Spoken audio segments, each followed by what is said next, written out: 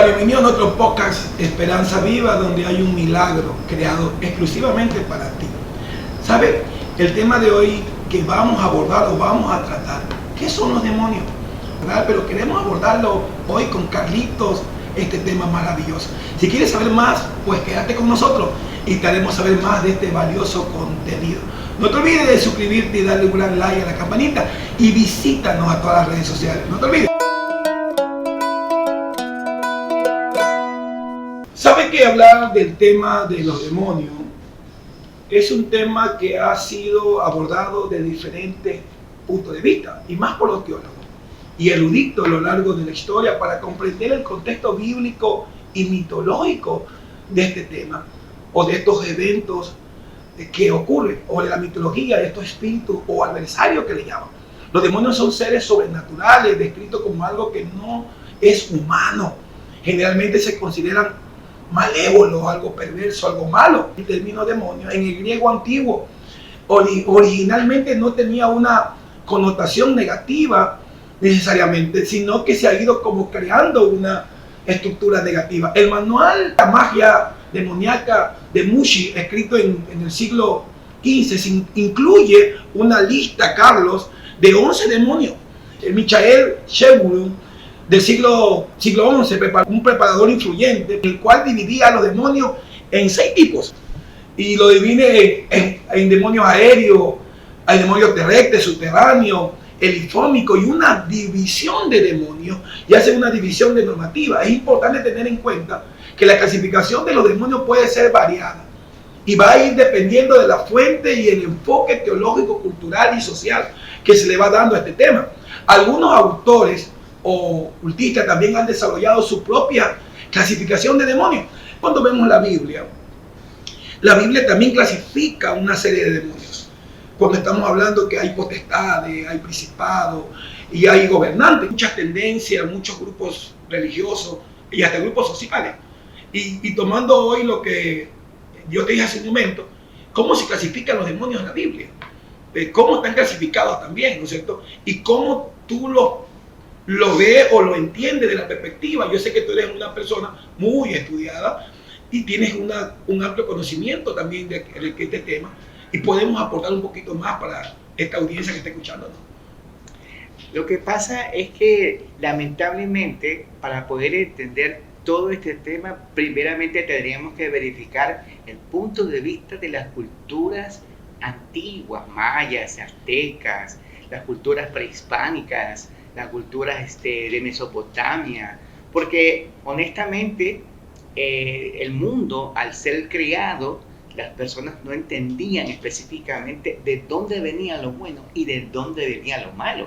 Al final de cuentas lo tipificaban como algo, ok, si viene algo nuevo, es que la deidad a la cual yo estoy creyendo, le estoy riendo culto, pues estaba contento. Entonces eso tiene que ver mucho con la cultura griega, ¿no? Con todo el contexto, porque no se sabía nada de los demonios hasta cuando en el griego recién ahí aparece la palabra demonio dentro de la cultura.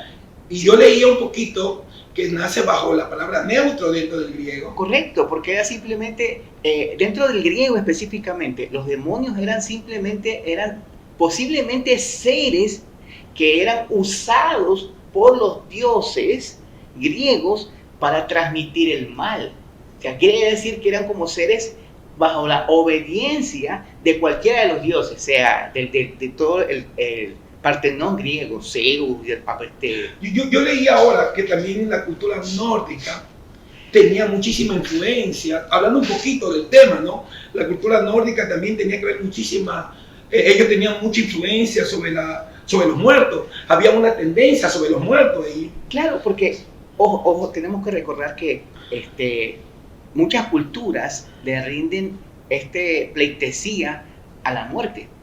En México, usted habrá sabido que está la cultura a la muerte, y la mayoría de personas que tienen estas formas de trabajo, se podría decirse, que son a sueldos, sicarios a sueldo, que son asesinos a sueldo, ellos oran a la muerte. Yo leía en un escrito que en la cultura nórdica se crea el culto incluso a la muerte para la protección y colocar ciertos objetos que tenían trampa y hacían pensar en algo espiritual. Exacto. Entonces, cuando tú me dices eso, entonces es como que la cultura que está viviendo México con la Santa Muerte no es de ellos exclusivamente, ya tenía una raíz nórdica que tiene que ver con esa raíz europea adoptada acá en nuestra cultura. Eso es lo que entiendo. Exacto, porque ¿qué es lo que hacían las tribus célticas?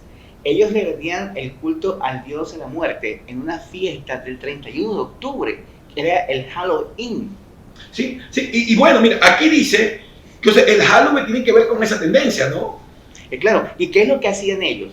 Ellos como, entre comillas, para protección, porque ellos no eran guerreros. Ellos no eran guerreros, eran simplemente personas que se unían para hacer un culto.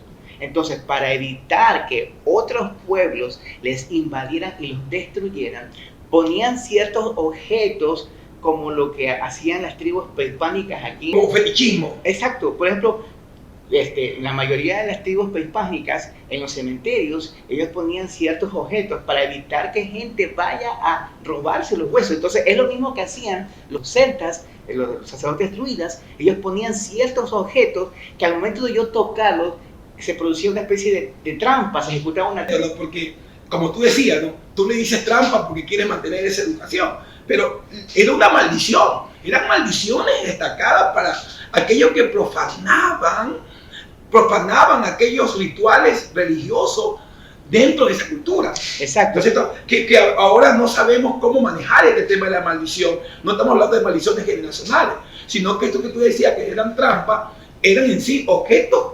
maldecidos que al tomarlo podía crear en esa persona algún tipo de muerte o de algún tipo de desgracia hacia su generación. Correcto, inclusive el antiguo Egipto, ellos tenían específicamente, cuando moría un faraón o un noble, al ser enterrado en las pirámides, ellos ponían trampas y que cuando una persona venía y iba y rompía, entre comillas, esa trampa, ¿qué es lo que se producía? La maldición ya sea de Tutankamón, ya sea la maldición de Nefertiti, pero siempre la maldición de la momia.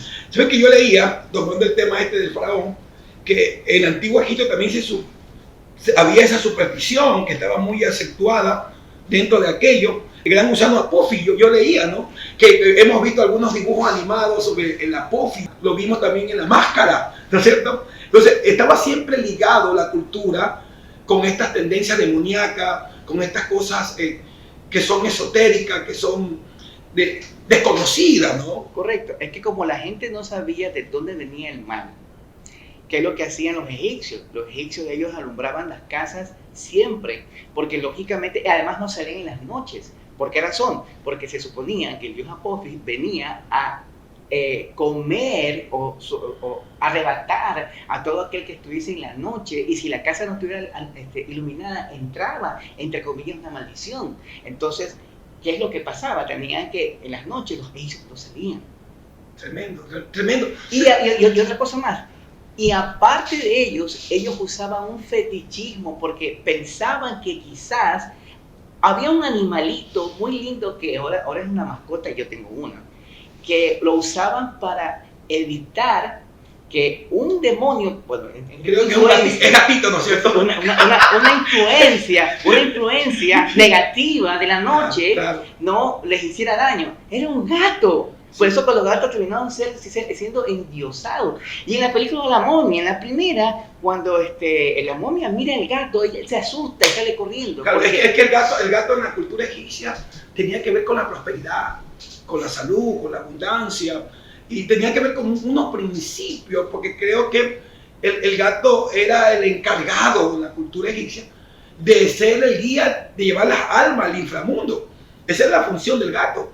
Y también cada casa egipcia tenía un gato como sinónimo de prosperidad y de abundancia, de todo. Y de protección. Y de protección. Entonces, es interesante porque cuando uno va como desatando la cultura y vamos indagando en la cultura, vamos descubriendo toda esta cultura con fetichismo que ha habido, que ha sido parte de. Pero ahora, Carlos, lo tremendo es cómo nosotros, en esta generación que vivimos, ahora actualmente, viendo que hay cultura celta, egipcia, Mesopotamia, siempre ha estado el asunto, los griegos, el asunto de demonios como tal. Ha sido, ahora, en nuestra cultura como tal, mirando un poquito la Biblia, cuando la Biblia tiene una proyección y a veces vemos iglesias donde hay muchísima influencia de demonios, que muchas manifestaciones raras. ¿Cómo abordar el tema cuando la Biblia nos dice en Efesios, creo que en Efesios, que ahí clasifican a los demonios, potestades, principados, gobernantes? ¿Cómo abordamos ese tema? La cuestión está de que para poder abordar dentro del contexto religioso, por así decirlo, bíblicamente hablando, primero hay que entender que tenemos un adversario. La cultura judía, los israelitas, ellos sabían y entendían realmente de dónde venían el adversario y quién era realmente el que estaba a favor de ellos. Ellos conocieron y pudieron entender, inclusive en el día de Yom Kippur, cuando ofrecían el sacrificio de los carneros, había uno que era ofrecido para el perdón de los pecados, pero había uno que era enviado al demonio del desierto, a Azazel. Él se llevaba el pecado. Entonces los judíos sabían específicamente quién era el que le daba bendición y quién era el adversario. Ahora, en nuestra cultura contemporánea, no siempre pueden ser influencias demoníacas. Tiene que ver mucho por la parte conductual. No podemos ver demonios en todos lados. Ahí quería abordar. Este es el conflicto entonces. Porque a veces nosotros, a todas las personas, o todos los actos decimos demonio o el diablo. Pero ahora tú abordabas algo que era sobre los judíos. Los judíos no tenían esa mentalidad helénica tampoco. Ya tenemos influencia helénica a través de la carta paulina. Pero dentro de la cultura judía ellos tenían una mentalidad de un Dios compuesto, un Dios total. Por eso que ellos, aunque podía haber una fuerza maligna, la gloria y el poderío de todo era de Dios. Por eso que hay un texto que dice, si Dios dio, Dios quitó. Correcto. No está diciendo él, no, el diablo me quitó. No, si Dios me dio, Dios me lo quitó. Porque ellos daban el derecho y la soberanía de todo lo bueno o lo malo a Dios. Porque era un asunto más bien mío, no era de Dios. Era mi conflicto, era mi problema. Por eso que cuando abordamos los temas, pero como tú decías ahora, la iglesia en este siglo que estamos viviendo, una generación, no todo es demonio. Tú decías que es conductual. ¿Cómo podemos ver que es un problema conductual o un problema de demonio? O una influencia o una posesión. Es que ahí tiene mucho que ver que cada persona que va a tratar con alguien que entre comillas está endemoniada, no es alguien neófito, no puede ser alguien neófito. No puede ser alguien que simplemente, qué sé yo, conoce 2, 3, 4 versículos en la Biblia y pensar que ya va a echar fuera demonios. Porque hay que ver una cosa. Usted habló de decir que los judíos entendían quién tenía la autoridad. Inclusive en el libro de Judas, cuando habla que había un ángel peleando por el cuerpo de Moisés con Satanás, con el adversario, este ángel no le reprendió, dijo que el Señor te reprenda. Entonces, ¿qué quiere decir? Que nosotros, aunque tenemos la autoridad sobre toda hueste, porque Dios nos la entregó, por ser hijos de Dios tenemos autoridad. No podemos nosotros estar yendo por todos lados echando fuera demonios. Tenemos que decirle las palabras correctas, que el Señor te reprenda. No podemos tampoco hacer como copiar lo que Jesús hizo con el endemoniado Gadareno. Yo he visto que en muchas ocasiones, muchas iglesias que le dicen al demonio, dime tu nombre. Y lo que hacen es que sufre la persona. La persona se revuelca y sufre. Claro, tú no ganas nada sabiendo el nombre. Es cierto, Jesús, por alguna razón específica, le preguntó el nombre. Pero yo no veo al muchacho que estaba endemoniado, cuyo padre lo trajo, que el demonio lo tira en el fuego. No le dice, dime tu nombre, le dice, simplemente se le acerca, le pone la mano y se va. Carlos, son rituales como ya de egocentrismo. Quiero demostrar poder, cuando el poder no está radicado en la persona, sino en Dios. Y saber usar lo que Dios nos ha dado como herramienta. Y como tú dices, hay que volver a lo que dice la Escritura, porque la base nuestra no es otra cosa más que la palabra de Dios. Y donde está la palabra de Dios hay la única verdad. Pero acá el conflicto que tenemos, y yo te puedo hacer una pregunta hoy. En la iglesia hay influencia demoníaca o hay posesión demoníaca, porque tú estás abordando el tema. En los grupos religiosos hay muchas manifestaciones demoníacas, pero ¿a qué se debe? Ahora, hay que ver una cosa.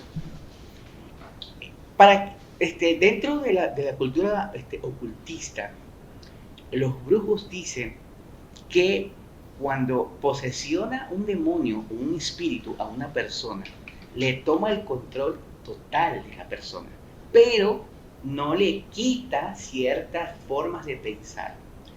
¿Qué es lo que sucede cuando, por el poder de Dios, ese espíritu o esa influencia sale? Jesús dijo que cuando el espíritu inmundo sale, va a los sepulcros, porque él intenta hallar paz. Y como no encuentra paz, dice en sí mismo, voy a regresar a mi casa. Yo voy a regresar al lugar donde me sacaron. Y entonces dice la Escritura, Jesús dice que ese espíritu ve que la casa está limpia, barrida, pero vacía. Hay el término que utiliza, creo que es cosmea. Exacto. Está limpio todo. Entonces, ¿qué quiere decir? Vacío ahí. Cuando yo no ojo, nosotros somos cuerpo, alma y espíritu. Dicotomía. Bien. Entonces, ¿qué es lo que sucede? El espíritu es el control del alma.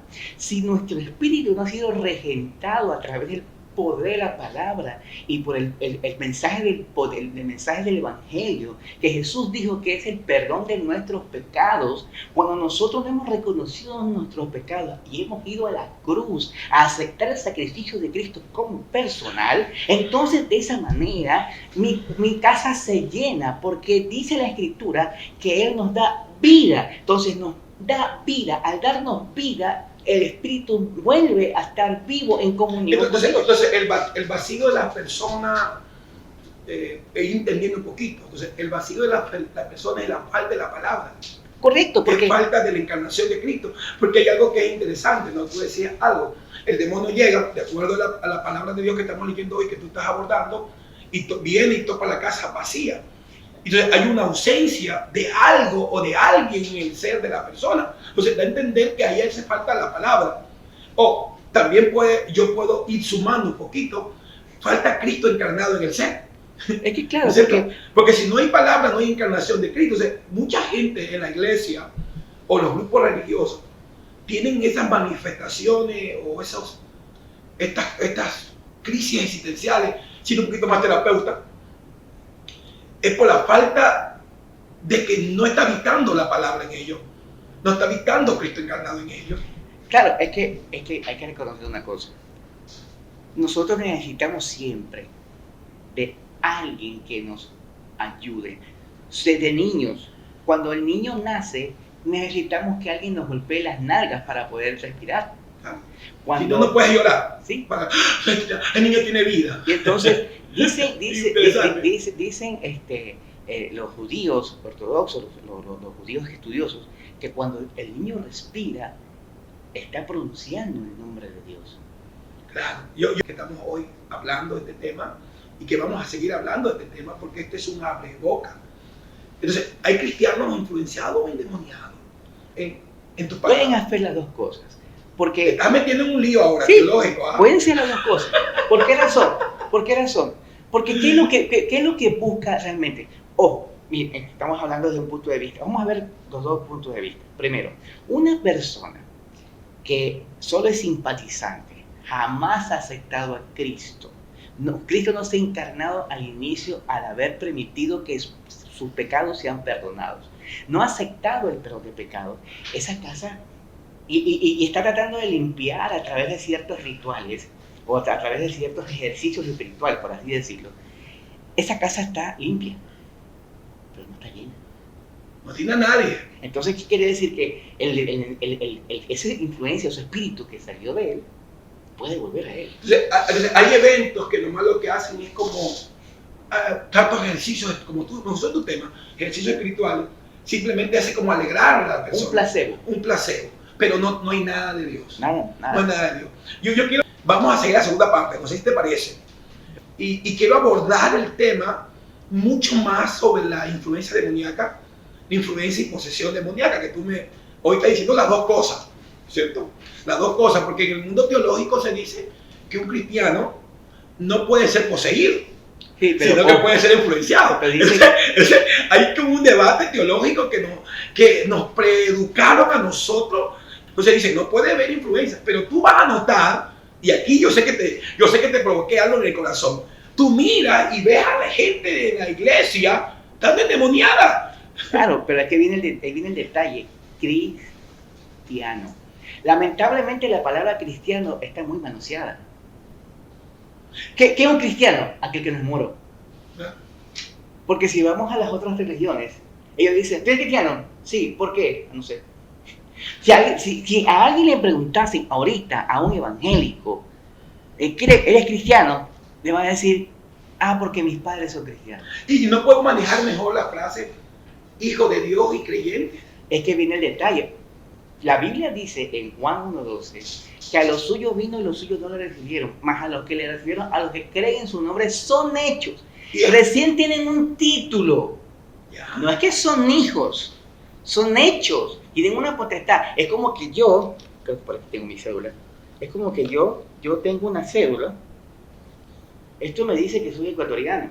Sí, y que tiene papá, tiene un apellido. Nada más. Claro. Pero yo tengo que seguir las leyes del Ecuador para entonces yo poder decir realmente soy ecuatoriano. Porque sí. si no, simplemente tengo un nombre. Claro, pero lo interesante acá, Carlos, está bien, y lo que tú estás aportando es una cosa maravillosa.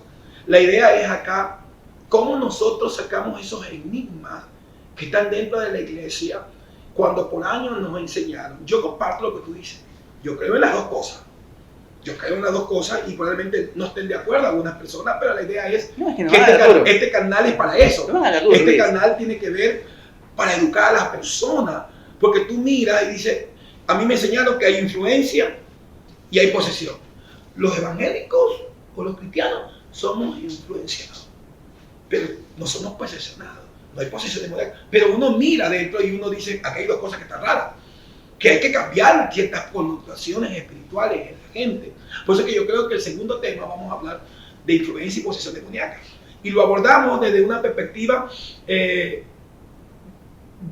no tanto de una perspectiva para crear polémica, sino más bien para hacer un análisis que, como tú decías, ¿quién es hijo de Dios? Y el que cree en el Señor dice, es hecho hijo de Dios, lo que dice la Biblia. Pero ¿cómo visualizamos que él es hijo de Dios?